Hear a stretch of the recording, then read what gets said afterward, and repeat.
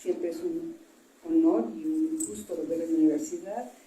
Siempre he sido asidua, consumidora y admiradora y usuaria de la biblioteca, incluso de bibliográfica, porque así como las lenguas indígenas, los autores en lenguas indígenas estudian su lengua, yo vine aquí a tomar clases de latín, entonces tengo un diplomado en latín, lo cual es una pura diversión, ¿no? Bueno, en fin, miren, perdón que les hable yo tanto en primera persona, pero tengo más de medio siglo en esto, entonces creo que mi experiencia puede servirles, porque ayer escuchaba lo que es la historia moderna de la historia de las publicaciones y de las ediciones, ¿no? Entonces yo les voy a hablar de la era premoderna, de hacer algo así como del clásico medio, para de allí ver qué podemos hacer hacia el futuro. Miren, los programas oficiales obligatorios y amarrados del gobierno para comprar libros en lenguas indígenas empezaron en el 2000, ¿no? Ayer hablaban de esa historia, de cómo las editoriales surgieron a partir de las convocatorias que exigían tener libros en lenguas indígenas para las bibliotecas de aula, para las bibliotecas escolares, para los centros de cultura, sobre todo para las bibliotecas escolares, y lo que empezó como un proyecto que eran los libros del Rincón, ¿no? Pero esto arranca muchísimo antes que eso, ¿no? La historia de las publicaciones en lenguas indígenas después del periodo colonial, en donde era oficialmente después de la conquista, todos los libros que se publicaban, confesionarios, doctrinas, etcétera, fueron en lengua indígena. Luego, la España prohibió que se volvieran a usar las lenguas indígenas, todo se hizo en español, y ahí empezó toda la castellanización. Pero a principios del siglo XX, a mediados del siglo XIX, el 40% de la población mexicana hablaba a una lengua indígena, ¿no? Ahora ha disminuido muchísimo el número, ha aumentado el número, casi numéricamente es lo mismo porque la población ha crecido tanto, pero ahora las lenguas no son escasamente el 10%. Algo está sucediendo, ¿no? Bueno, yo comencé a trabajar en lenguas indígenas y en comunidades indígenas desde que estaba en la universidad, pero posteriormente, ya seriamente, pues, que nunca fue seriamente, pero empecé a ir a las comunidades indígenas, trabajé con las comunidades huaves, entonces eran huaves, noikots, en la década de 1975, 75, ¿no? Mi libro sobre los huaves es uno de los libros pioneros de ese lugar, y trabajaba en una casa de la cultura de Juchitán, en donde empezamos a hacer libros en lenguas indígenas. Yo no conozco ninguna lengua indígena y mi dificultad para aprender lenguas me impide comprender siquiera las lenguas con las que trabajo, ¿no? Eso hay que aclararlo. Entonces empezamos a hacer libros en lenguas indígenas. Empezamos precisamente con los diccionarios coloniales, con los confesionarios, con las doctrinas en zapoteco, pero pues esto era un zapoteco que era distinto del que se hablaba, y se hablaba mucho zapoteco en ese momento. En la Casa de la Cultura teníamos clases de zapoteco y teníamos clases de recopilación, es decir, teníamos talleres de recopilación de tradiciones orales, ¿no? Esto lo hacía Víctor de la Cruz, que llegó a ser miembro de la Academia de la Lengua Mexicana, y que era miembro fundador casi de la Academia de la Lengua Zapoteca. Entonces, él daba clases de zapoteco y todo. Entonces, ideamos que una de las maneras que tenía que hacer en zapoteco moderno, y uno de los primeros libros que hicimos, que hizo Víctor de la Cruz y que nosotros editamos, porque tenemos una editorial en la Casa de la Cultura, bueno, una editorial con muchos nombres, pero que funcionaba a partir de la Casa de la Cultura, se hizo un cancionero. El cancionero es lo que ahora se hace era multimedia. De alguna manera no tenía la música, pero todo el mundo sabía las canciones en zapoteco. Entonces, al saberte las canciones, podías leerlas con cierta facilidad, ¿no? Entonces empezamos a hacer esos libros. Luego Víctor de la Cruz era poeta, un buen poeta, y tardó mucho tiempo en empezar a escribir en lengua indígena, ¿no?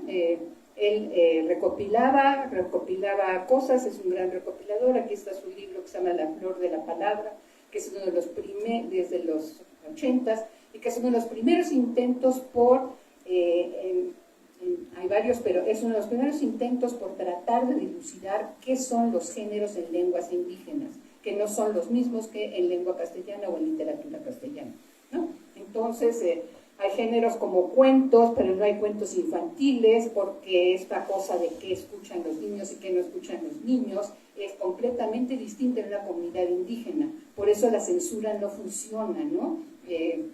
Qué es poesía y qué no es poesía, es decir, qué es palabra ritual, qué no es palabra ritual.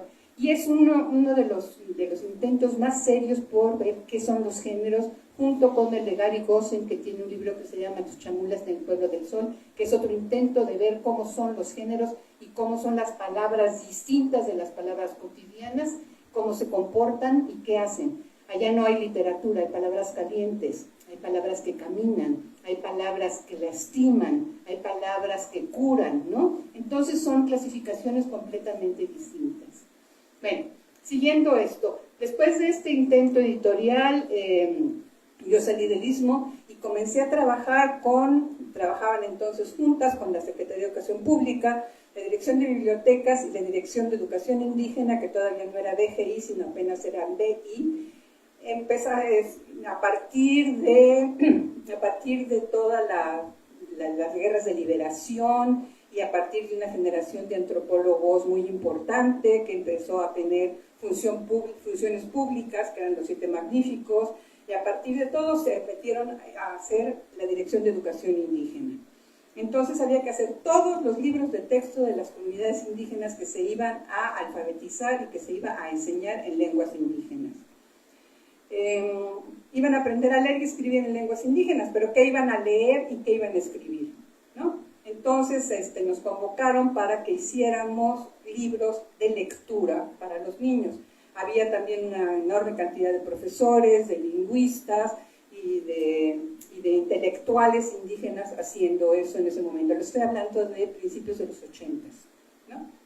Entonces hicimos 9 libros.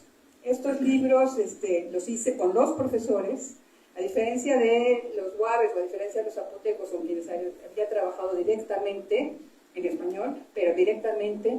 Ahora trabajaba con profesores que recopilaban con sus alumnos, en sus comunidades, con su parentela, con donde querían y donde podían, con su partido político, en el caso de los mejores cuenteros de la Mixteca de ese momento.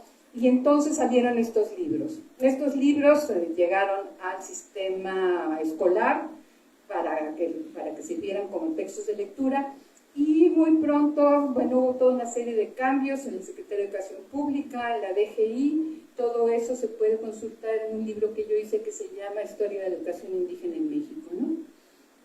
Bueno, después de eso, pasé un periodo editando otras cosas, editando poesía, que también es otro de los invendibles y otro de los intentos fallidos. Quien piensa que nos hacemos ricos haciendo libros, nunca ha hecho un libro, ¿no? Y quien piensa que con libros indígenas nos vamos a enriquecer a costa de ellos, o que con poesía nos vamos a enriquecer a costa de ellos, están absolutamente perdidos. La combinación de poetas indígenas es ya la más suicida de todas, ¿no? Pero es menos suicida que la poesía y es menos suicida que las ediciones en lenguas indígenas. Bueno, pues después de ser editora de poesía y después de trabajar como poeta, como traductora durante la siguiente década, nos viene el centenario y nos viene el movimiento zapatista, que a partir de entonces todo fue distinto, ¿no?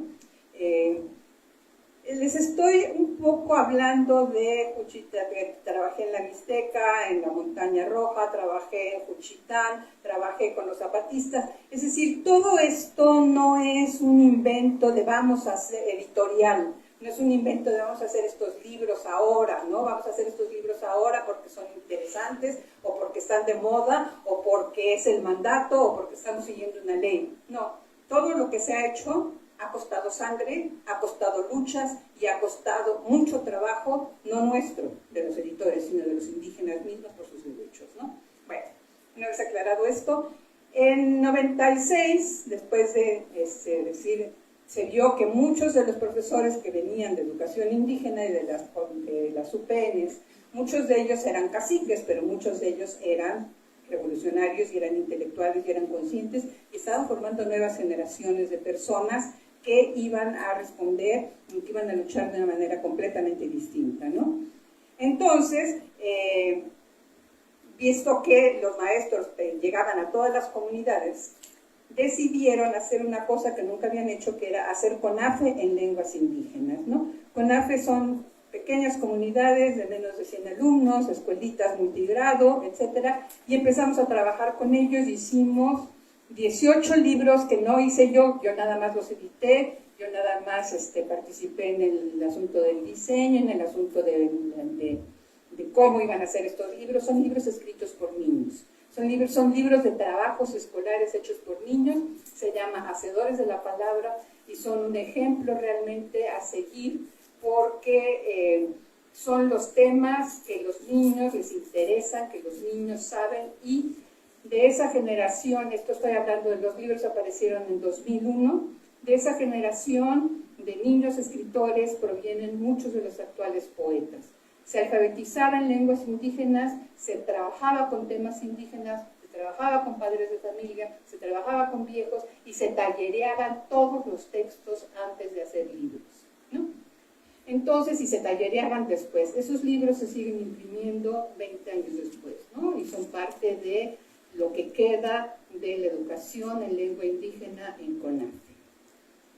Bueno, luego a partir de todo esto y a partir del zapatismo y a partir de las escuelas y a partir de todo este fermento y después del zapatismo hubo asambleas en otros lugares, hubo un cambio de conciencia absoluto de todos los indígenas y de todos los intelectuales indígenas de México, y entonces se luchó, y para mantener la fiesta en paz se decidió, se coincidió con un programa de escritura de bibliotecas, de libros del rincón, bibliotecas de aula, bibliotecas escolares, y entonces como el Banco Mundial financiaba este proyecto a partir del 2000 con Fox, que iba a resolver en 10 minutos, parte de la resolución era hacer libros en lenguas indígenas. El Banco Mundial, como éramos un país pluricultural, no daba dinero si no asegurábamos que había dicen que tienen el 10% de las publicaciones tienen que ser en lenguas indígenas, ¿no? Y ahí te vamos, ¿no? Pero ¿qué sucede con las dictaminadoras? Las dictaminadoras de la SEP y del CONALITEC y de todos los que había aquí dijeron, nos declaramos absolutamente incapaces de juzgar si esto funciona, no funciona, es pedagógico, no es pedagógico, va o no va.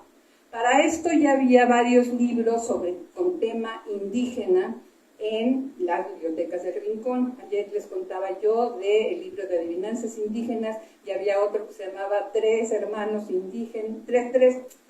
miedosos y otros cuentos indígenas, que salen, no de mi invención, sino que salieron de las colecciones que había hecho con la Dirección de Educación Indígena, ¿no?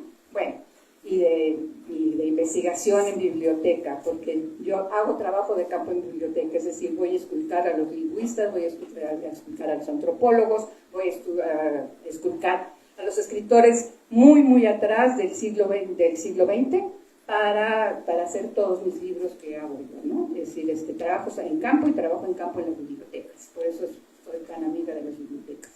Bueno, entonces había que hacer libros. No había ningún indígena ni ningún escritor en lengua indígena que pudiera hacer los trámites, que pudiera pagar las fianzas, que pudiera hacer la distribución y que pudiera producir materialmente lo que es producir materialmente un libro, diseñar, sobrevivir, encadernar, ir a la imprenta, corregir, en fin, en todo este procedimiento que ustedes todos conocen, ¿no?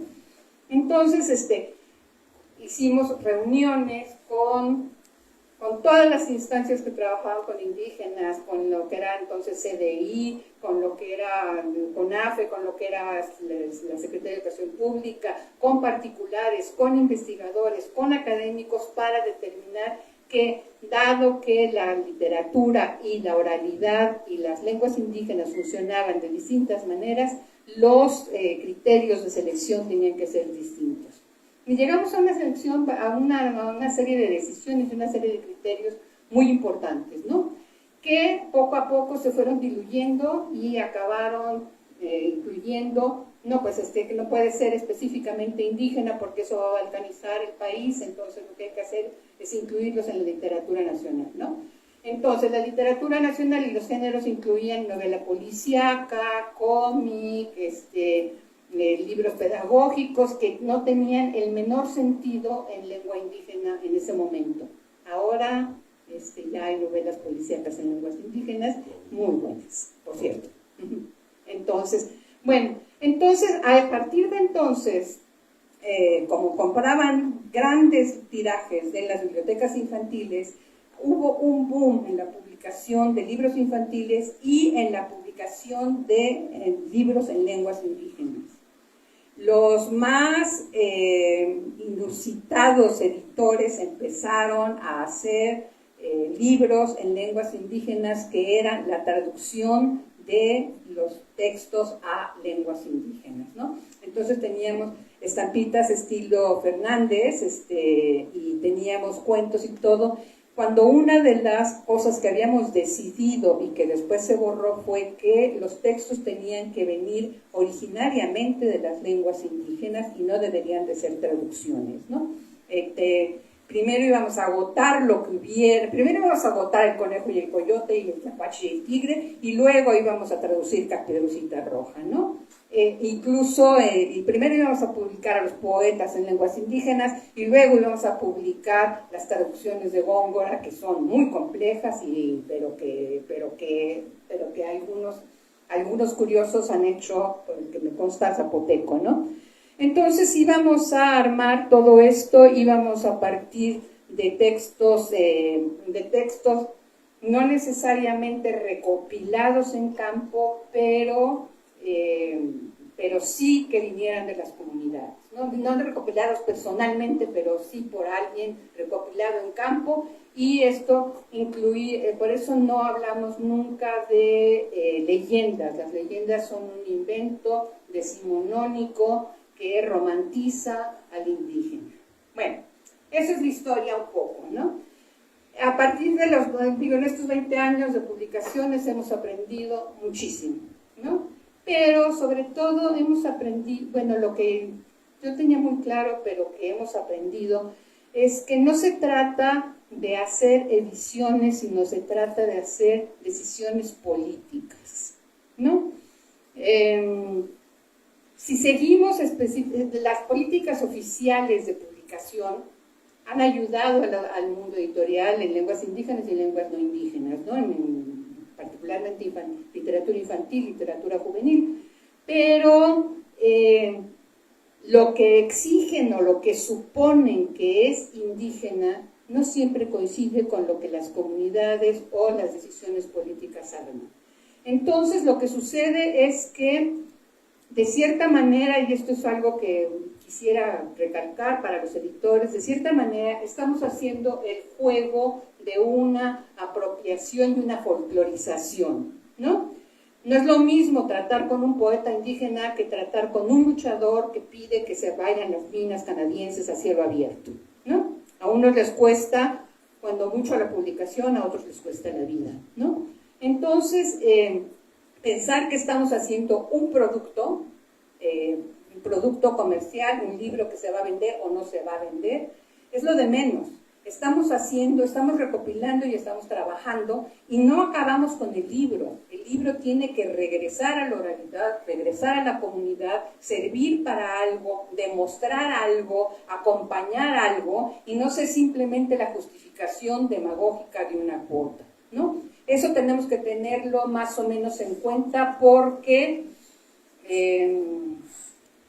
no quiero hablar mal de nadie, pero voy a hablar mal de muchos.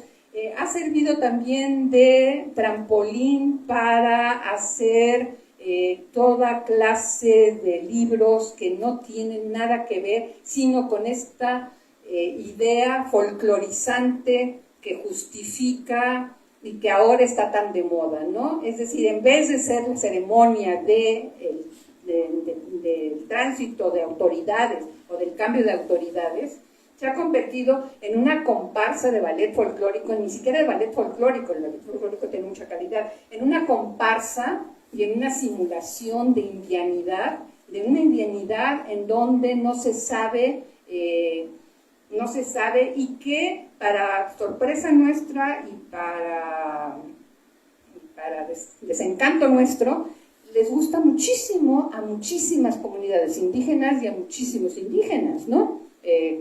Entonces, el asunto es, ¿estamos haciendo el juego de una demagogia o estamos haciendo una labor realmente de reconocimiento de los intelectuales, de las corrientes que hay y trabajando con las comunidades? Para esto no tenemos que detenernos en los libros, sino tenemos que ir un poco más para allá. Y esto resulta particularmente difícil porque nos compran tirajes que no sabemos a dónde van a parar, dónde están, para qué sirven, quién los usa, cómo los usa, qué se dice.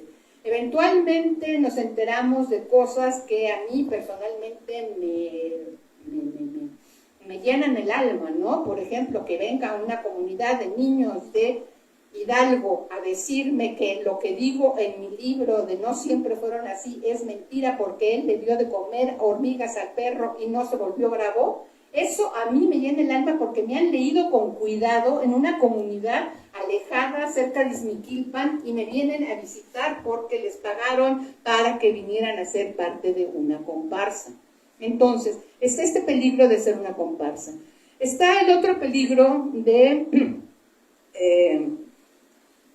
trabajamos con comunidades, los libros son colectivos, puesto que los cuentos, las historias se las contaron a nosotros, o a un profesor, o a un antropólogo, a un lingüista, pero esto desde toda la comunidad, hay que darle crédito a quien lo contó, hay que darle crédito a quien lo escribió, hay que darle crédito a quien lo tradujo para que nosotros lo escribiéramos en español, pero la tendencia no ha sido a que los libros de lenguas indígenas se vuelvan más comunitarios, sino a que los libros indígenas, las editoriales en lenguas indígenas, creemos de crear autores.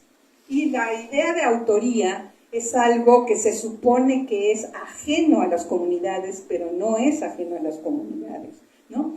Y el prestigio que da ser escritor, ser poeta, el prestigio que da ser publicado, puede, ahora sí que, como decía Goya, crear monstruos, ¿no? Y entonces estos monstruos pueden estar de moda y estos monstruos pueden tener un montón de fans y un montón de seguidores, y entonces no estamos hablando de poesía indígena, no estamos hablando de autores indígenas, sino estamos hablando de modas, de corrientes, de remedos, de imitaciones y de un falso mundo de autores que no existe más que fuera de las comunidades, ¿no? Entonces, bueno, estos son algunos de los peligros, que estemos haciendo productos comerciales que no lo son, o que son solamente eso, y que no funcionan como eso porque no se venden. Que estemos haciendo un juego a una demagogia y a una simulación en donde hay un amasijo y un revoltijo de cosas en donde conviven la sandunga con la cuera tamaulipeca, con el vestido de moda, en fin, hay todo un amasijo, ¿no? Entonces estamos haciendo el juego o estamos participando en lo que siempre yo personalmente, siempre he rechazado. Entonces, bueno, yo los invito a que me pregunten, a que me digan, a que me contradigan, a que me cuenten, a que cualquier cosa. Creo que ya. Creo que nos falta que nos cuentes de Pluralia, o sea, ¿cómo llegaste? Sí. Bueno, que les cuente de Pluralia. Es que yo soy infinitamente más que Pluralia, ¿no? Y Pluralia es infinitamente más que yo. Entonces, yo llegué a Pluralia, bueno, llegamos,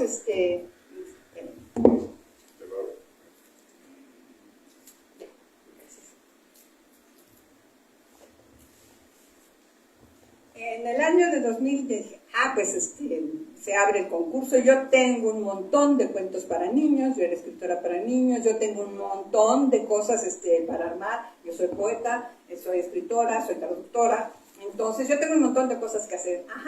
Échate los trámites, ¿no? Entonces lo que yo dije, yo empecé por buscar a alguien que me hiciera los trámites y que me hiciera los diseños, ¿no? Que era lo que yo no tenía. Yo tenía todo el material.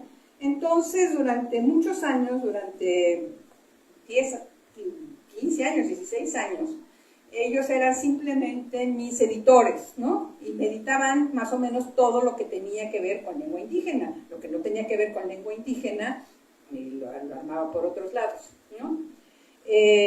Y entonces empezamos a hacer libros, empezamos a darle una dirección, empezamos a llamar personas, empezamos a juntarnos, pero yo no tenía, cada vez me involucré más con el asunto de las ilustraciones, con el asunto del diseño y sobre todo con el asunto de la dictaminación y el de acercar a las personas, a los poetas, a los escritores en lenguas indígenas a la editorial. Hubo una supercrisis y después de esa crisis nos convertimos en socios de la editorial. La editorial se rearmó por completo y nos quedamos un diseñador, un administrador y una poeta, Irma Pineda, y yo que entramos como socias, ¿no? Éramos autoras y entramos como socias. Y a partir de entonces hubo un momento así como un pico de éxito porque en el 2022 decidieron que todos los libros que se iban a comprar para bibliotecas, es decir, ¿cuántos? 30 millones de libros, creo, una cosa así, iban a ser en lenguas indígenas. Y pues juntando a todo lo que había alrededor, no había, entonces no solamente les vendimos los libros que ya habíamos editado, sino les vendimos un montón de libros que teníamos en lista de espera, ¿no? Entonces, todos estos libros son invisibles, es decir, pasan de la imprenta a la biblioteca o al sistema de Conalitec, que no sabemos qué es, pero que funciona más o menos porque son las bibliotecas de aula y se reparten con los libros de texto gratuito, ¿no? Pero que realmente no sabemos que funciona, ¿no? Los libros de texto gratuito en lenguas, ese es otro asunto, pero en fin. Entonces, Pluralia ha decidido hacer, se optó por hacer libros con discos para que se pudiera incluir como un factor para aprender a leer y escribir, para alfabetizar en lenguas indígenas, tener la voz que se puede seguir en el texto en lengua indígena. Y tenemos, ahora ya esto funciona con todas estas cosas que hemos usado. Se pueden bajar con códigos QR, etcétera, etcétera. Pero entonces, eso. Bueno, otra de las cosas es... que quería decirles, tenemos también la tendencia a encerrarnos en una isla y en un mundo de lo que son los editores, ¿no? Yo creo que, como ya dejaron de comprar libros para las bibliotecas en lenguas indígenas, entonces lo que tenemos que hacer es incursionar en otros lugares y exigir como editores, los indígenas lo exigen como indígenas, aunque exigen otras cosas antes que libros, exigen tierra, exigen derechos, exigen salud, exigen muchas cosas antes que libros, pero incluso ayudarnos y auxiliarnos de ellos para incursionar en otros lados. Hemos empezado una incursión en donde hay un libro de mitos y cuentos publicado en lenguas indígenas del Fondo de Cultura Económica. Hay un libro, una novela de Miquel Ruiz en Xochitl, en el Fondo de Cultura Económica, y hay una antología de poesías de la revista Hojarasca, de Hermann Bellinghausen, en todos ellos en la colección popular. Un poco, pero sí quisiera que ustedes participaran, que ustedes le preguntaran. ¿Quién me pregunta?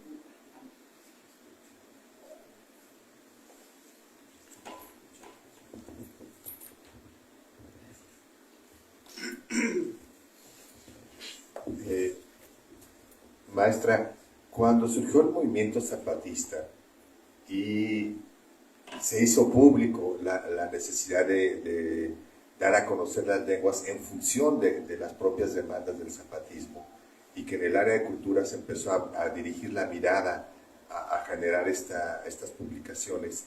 Yo recuerdo claro que hubo incluso intelectuales que expresaron su desacuerdo para impulsar el mundo editorial en lenguas indígenas, porque precisamente hablaban de esta balcanización. Lo tengo bien claro, porque además estaba hirviendo, ¿no?, toda Europa del Este, y decíamos hasta qué punto corríamos el riesgo de generar una confrontación cultural por la promoción de estos aspectos formales de la cultura. Afortunadamente las comunidades siguieron trabajando, haciendo sus proyectos autogestivos, pero pareciera, y aquí es donde viene mi pregunta, pareciera que no fuimos suficientemente sensibles. Ayer platicábamos que vivimos una etapa del bilingüismo inevitable, y pareciera que es una cosa medio estéril que se impriman 30 millones de libros en lenguas indígenas, cuando sabemos, según lo que nos platicaba ayer Mario, más o menos el 5% de la gente que habla una lengua la puede leer y escribir.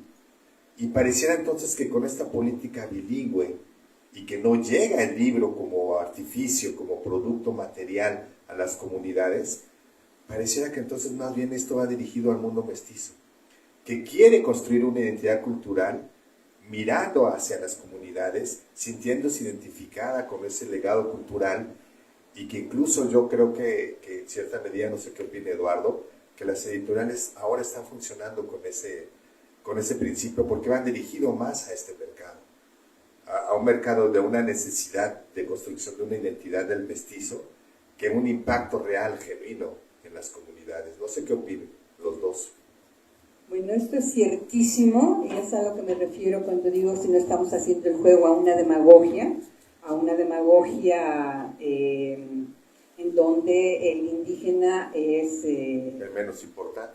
En donde el indígena es una fabricación simbólica mestiza, no una identidad, ¿no? Pero esto es muy ambiguo y se está discutiendo.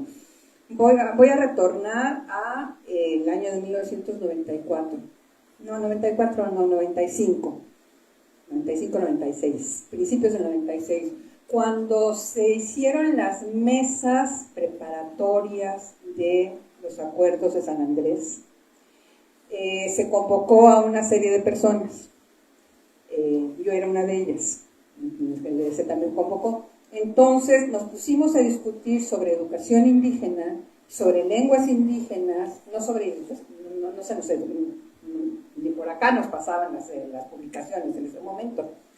Y entonces no era una de las prioridades, por supuesto, del movimiento zapatista, la defensa de la lengua, ni la educación en lengua indígena, ni nada. Lo que pedían como educación era simplemente que se mejoraran las condiciones de la educación bilingüe, que los profesores no faltaran, que los profesores no se emborracharan, que no abusaran de las chicas, que se les diera mejor alimentación en los albergues. Esto era entonces, tuvimos mesas muy largas, muy difíciles, con los comandantes encargados de cultura y de educación para tratar de entender. Y estábamos allí Jean de Vos, Andrés Aubí, una servidora y muchos profesores en lenguas indígenas, muchos profesores bilingües, ¿no? La comisión de cultura estaba presidida por el comandante, ahorita les digo cómo se llama, espérenme, que cantaba, estaba presidida por varios comandantes, y entonces después de discutir muchísimo, hablábamos para ellos el asunto era defender las tierras, era defender los derechos, no defender las lenguas no estaban en riesgo. Es más, en Chiapas no sé si en las comunidades zapatistas no están en riesgo las lenguas indígenas, ¿no? Lo que está en riesgo son otras cosas. Lo que está en riesgo, y que aprovecho para denunciarlo, es el robo de las tierras que está zapatistas, ¿no? Pero en fin, se discutió esto, pero el asunto de de que son para el consumo, sí, esos son los que compran en las librerías, los hijos los hijos de antropólogos, los hijos de intelectual, son los que compran, porque los libros para niños los compran los papás, ¿no? Entonces, pero esto no es lo más significativo es que están en las salas de lectura en lenguas indígenas, que están en los clubes de lectura en lenguas indígenas, que están en las bibliotecas infantiles y particulares, y eso es lo que hay que reforzar, y eso es a lo que hay que armar, regresar para que esto vuelva a la oralidad, ¿no? Para que se vuelvan a contar. Esa era la prueba desde los años 80, en donde vamos a recontar la historia huichola, a ver si... Ya sé que todos los términos han cambiado, ¿no? Vamos a contar las historias wixárikas para ver si esto funciona entre los niños, ¿no? En ese momento, cuando nosotros publicábamos en Tiempo de Niños, materiales para niños, adaptado para niños de la ciudad o para niños que leían un periódico, o que leían Tiempo de Niños dentro de un periódico, esa era la pregunta. Este mundo puede pasar al otro mundo y verse distinto, o lo tenemos todo que igualar a un discurso, cuento, estilo occidental, ¿no? Y eso es una de las cosas más terribles. Por ejemplo, no es que haya censura, es que hay autocensura y hay traducción inmediata. Los libros se vuelven políticamente correctos. No hay corrección política en un cuento de Conejo y Coyote, ¿no? Le hace todos los estropicios el conejo al coyote, lo cual es ilógico desde el punto de vista de la cadena alimenticia, pero además es ilógico porque el coyote no hizo nada más que ser idiota, ¿no? Pobrecito, aquí, porque en Estados Unidos es sagrado. Entonces no hay lección, ¿no? Pero si nos ponemos a analizar los cuentos de hadas sucede lo mismo, pero entonces ya tenemos conejos coyotes vegetarianos y toda una serie de inventos espeluznantes para ser políticamente correctos, ¿no? Esto es una autocensura o para tener imágenes siempre sonrientes de niños que parecen ilustrados en Japón, ¿no? No hay sonrisa. Y esto es otra de las cosas. Lo que más nos cuesta como editores, no en plurales, sino fuera, en el sistema, es convencer a la gente de las instituciones de que hacer un libro para niños en zapoteco es pertinente y que hacer ese libro de Irma Pineda, que se llama Dos es mi corazón, en la Secretaría de Educación, en la Secretaría de Cultura, de hablar de desaparecidos, de muertes, de violaciones y de una niña que perdió a su padre, era pertinente. Eso es más difícil que 27 diseños, 42 imprentas y todo lo que les estoy contando. No sé si respondí a la pregunta, pero en fin, estamos en eso, ¿no? Déjame agregar una cosa. Sí, hablando de la organización, ¿no? Para la izquierda mexicana, antes del 94, no solamente no existían los indígenas, no existían los campesinos, ¿no? Y debo decir que muchos de los antiguos comunistas, antiguos 68eros, entre los que me cuento, y que dirigen esto, siguen pensándolo. ¿Yo por qué voy a hacer un libro para 20 gentes que no saben leer, ¿no? Porque la gente no sabe leer, pero si los que saben leer no tienen que leer, estamos en un círculo vicioso, ¿no? Entonces yo apuesto a que la gente va a aprender a leer, la gente quiere aprender a leer, la gente tiene que empezar a escribir y la gente tiene que empezar a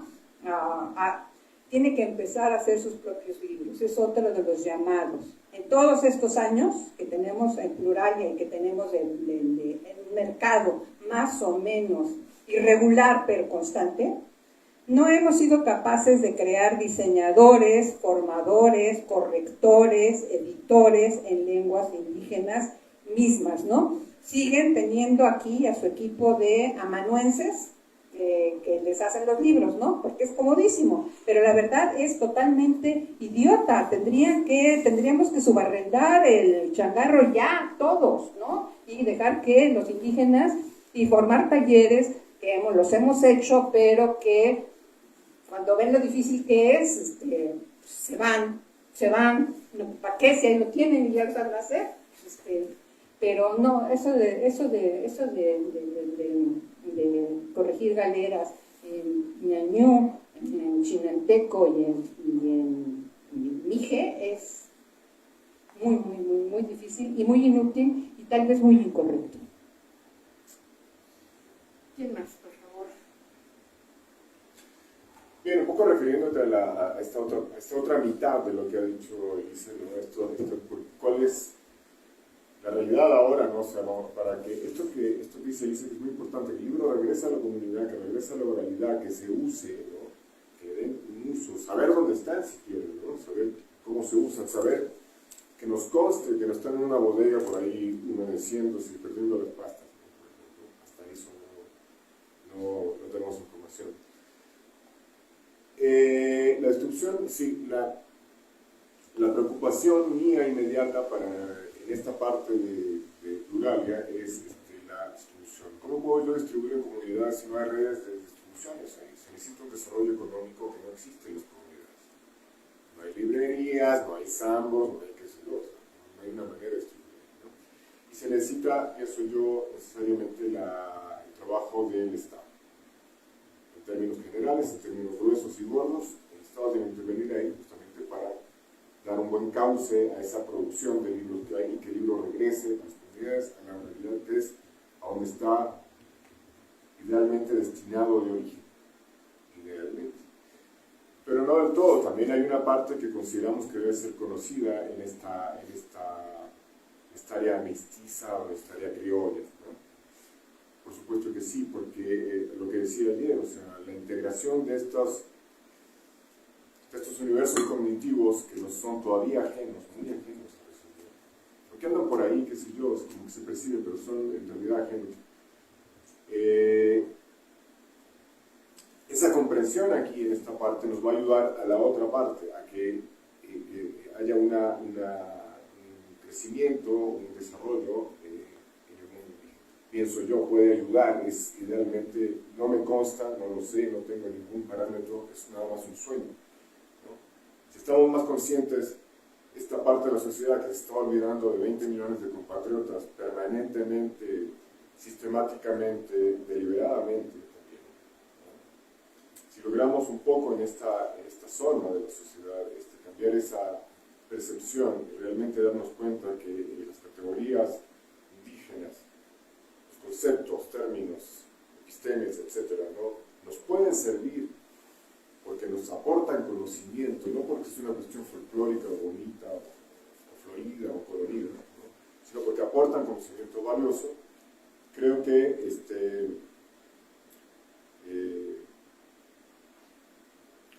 si logramos esa valoración, esa conciencia, ¿no? Pudiera servir para esta otra parte, de que el libro regrese a la realidad, regrese en las comunidades, ¿no? Me parece que es un paso necesario, ¿no? Que se puede incidir en esto y que se puede incidir en políticas de Estado y que de alguna manera, ahorita todavía es bastante folclorizante la onda, son significaciones folclóricas las que nos encanta ver y hacer y disfrutar y pagar, ¿no? Pagar con nuestro presupuesto. Se transforma en algo mucho más concreto y mucho más que tenga que ver con el desarrollo de las comunidades en realidad, ¿no? Se necesita una cuestión económica. El desarrollo es económico, pasa por la educación, pero en realidad a mí me parece que el fundamento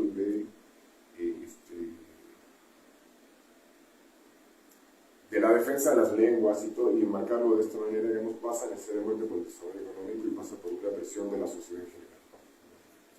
Sí hay una postura política en producir libros indígenas, desde luego que sí. Yo creo que podemos empezar como a adelantar, conclusiones de estos días, ¿no? Y que es bien obvia que la defensa de las lenguas o la vitalidad de las lenguas va bragando contra la fuerza del Estado.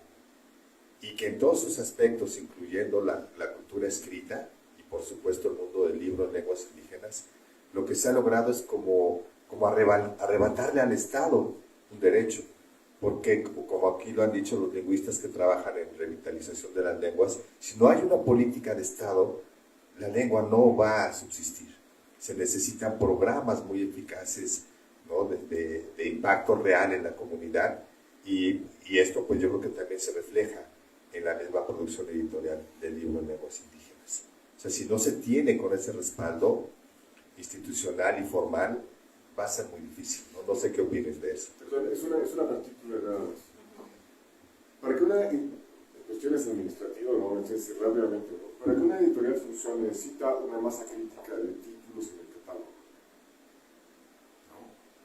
Las editoriales aquí que están aquí presentes tienen, pues, ya ayer lo habrán escuchado, tienen una masa crítica de catálogo muy baja. Tengo 21 títulos, tengo 12 títulos, yo tengo 30. Me siento como random. Wow, tengo 30 títulos.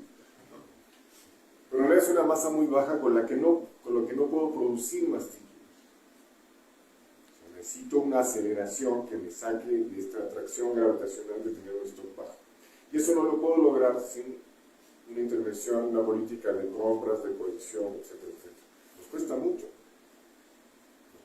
Es necesaria, así como es necesaria la intervención en las comunidades, ¿no? Del Estado, poniendo desarrollo, viendo la manera de hacer desarrollo, no sé cómo será. Lo mismo por este lado. Es una realidad. Es una cuestión de números, es una cuestión aritmética. Ya no es una cuestión política, es una cuestión de números y aritmética. Punto. Y sí dependerá del desarrollo de estos contenidos, de que los veamos como divulgación, visualización, como queramos, va a ser muy necesario que el Estado intervenga, ¿no? No tanto al rescate, no tanto así, sino en realidad como coparticipante con las editoriales privadas que tienen muy buenas ideas. No todo se le puede ocurrir al Estado, Claro. así de fácil. No tiene por qué amputarse esta pierna. Yo estoy de acuerdo con la producción de libros estatal, estoy muy de acuerdo. Pero ¿para qué se amputan esta otra pierna? Eso no entiendo. Bueno, yo soy infinitamente más radical. No es su obligación, y hay leyes que los obligan a hacer esto. No hay manera de distribuir en las comunidades. Es obligación del Estado y hay que luchar junto con las comunidades para que esto sea así, para que la educación sea bilingüe realmente, para que los profesores estén ubicados de manera pertinente en sus comunidades y para muchas otras cosas que hay que trabajar simultáneamente: salud, educación, edición, etcétera, etcétera. Solos no podemos, y no es un privilegio que nos ayuden, o no es solamente una demagogia, es su obligación, ¿no? Y es su obligación no solamente como leyes, sino como deuda histórica, ¿no? Desde mi punto de vista. Eso es Por otra parte, ni todas las editoriales que existen, ni todas las que se pudieran hacer en lenguas indígenas pueden cubrir la cantidad la necesidad, la cantidad de lenguas de variantes que existen en México. O nos dedicamos a trabajar con la formación de equipos que hagan libros y que hagan lo que se hacían en CONAFRE, los libros únicos, los libros de autor, y esto haya un sistema en donde se vayan a un embudo para escogerlos, para difundirlos fuera de, vamos a fracasar. No tenemos ni vida, ni recursos, ni tiempo para publicar a todos los escritores en lenguas indígenas, para difundir a todos. Eso es una. Y la otra es, parte de nuestra obligación como editoriales, como personas y como nación, tendría que ser educar a las gentes que no hablan lenguas, a los monolingües de este país, para que en un momento determinado el respeto y la discriminación cedan. Conocer al otro es mi esperanza todavía a estas alturas de mi vida. Conocer al otro nos hará un poco más empáticos. Mientras hagamos libros para niños en donde haya un niño que regañan y que lo mandan a dormir a su cama con un edredón castigado, esto en una comunidad indígena, ¿qué es esto, no? O el libro uno de los libros más exitosos y que más me gusta, que es La mujer más mala del mundo, que le da de comer a sus hijos croquetas de perro. ¿Qué es esto de croquetas de perro? ¿No? En una comunidad indígena en donde no tienen, en fin. Entonces hay toda una política, y así son los libros de texto, y así son los libros de texto únicos. Tendrían que haber libros de texto particulares. Y eso nos lleva a otra paradoja. Entonces lo que vamos a hacer es lo que vamos a tener la discusión eterna acerca de cómo es la variante de la variante, cómo es el barrio del barrio, y cada vez irnos atomizando más para, en un momento determinado, no tener una política indígena unitaria, ¿no? Para eso nosotros pensamos el uso político del español como lengua de unidad entre distintas lenguas indígenas. Es una de nuestras propuestas desde siempre, ¿no? O mía, desde siempre.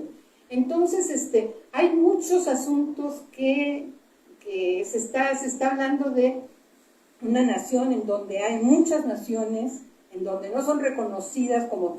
No importa que se reconozca la lengua, no importa que se reconozca la literatura, no importa que se promuevan los escritores, si no hay la propiedad y el derecho y el respeto de las tierras de los... Es decir, se dice y se dijo en el zapatismo, sin hablantes no hay lenguas, las lenguas no son una entidad a defender, o los libros, ¿no? Sin hablantes no hay lengua, y sin territorio no hay hablantes, ¿no? Entonces, por eso yo digo de que es un asunto político, y no es que el Estado se porte buena onda y se ponga un huipil, es obligación, ¿no?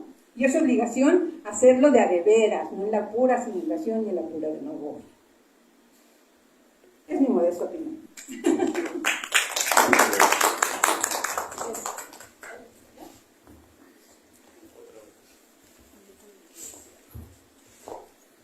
Gracias, Elisa. Si usted fuese la persona encargada en el gobierno, la más importante en el mundo indigenista, ¿usted qué empezaría a hacer? ¿Cómo le empezaría a ver toda esta situación? ¿Qué haría?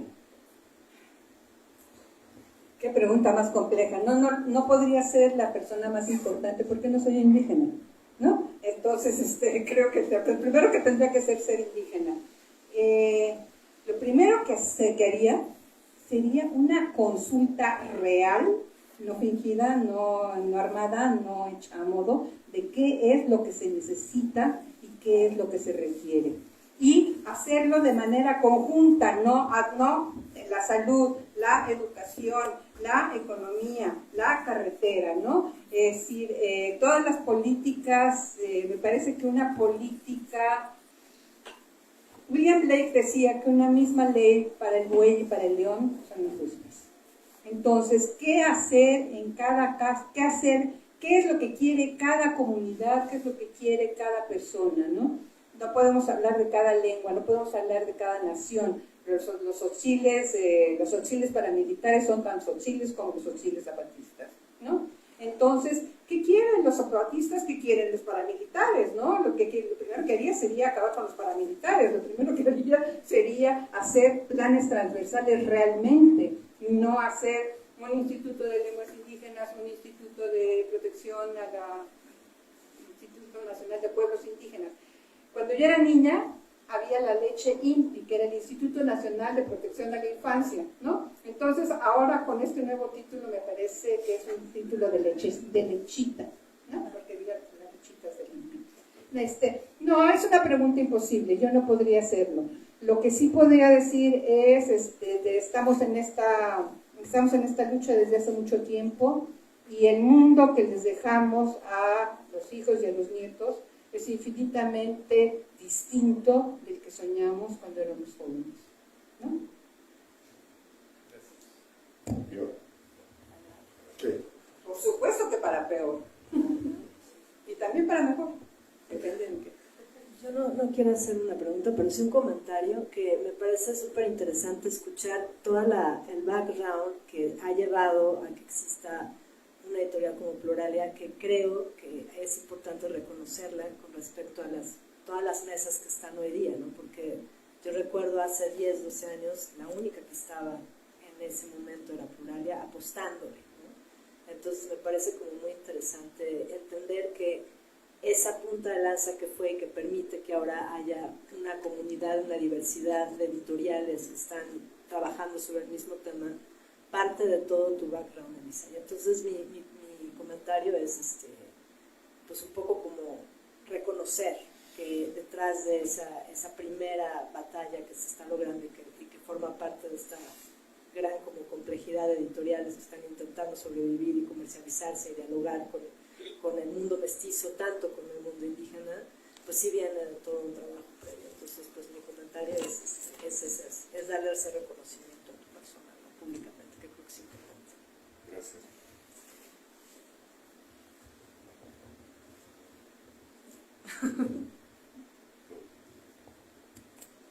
¿Comentarios? ¿Tomates?